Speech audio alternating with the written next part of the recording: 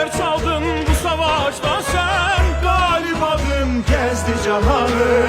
Uca dağlar boyandı nura, Kırpılar nəğmə söyləyir.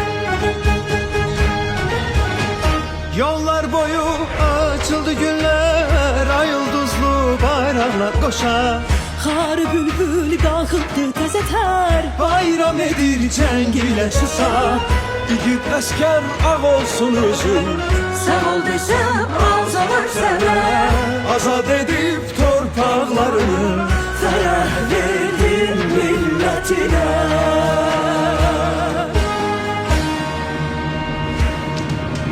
mən bir millətəm, tarix yazan, zəfərin dillərə dastan. Dursa qarşında bütün cahan, vermərəm öz torpağından. Mən bir millətəm, tarix yazan, şanlı qələbəm çıxmaz yaddan. Bir ağızda deyək hər an, yaşasın Azərbaycan.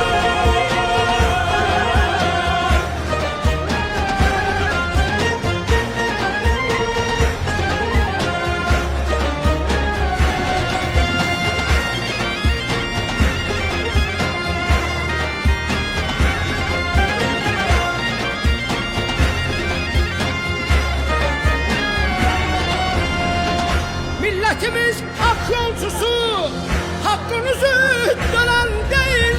Bayramımız İsrail'idir. Yükseldiyse helen değil.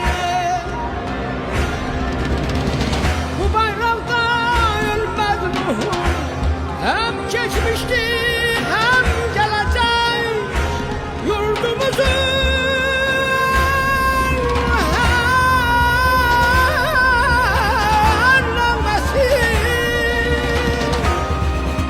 Ay yıldızlar yükselecek.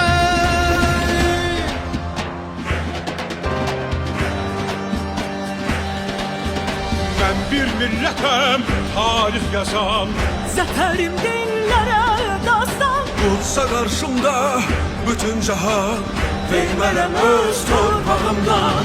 Mən bir millətəm, tarix yazan, şanlı qələbəm çıxmaz yaddan.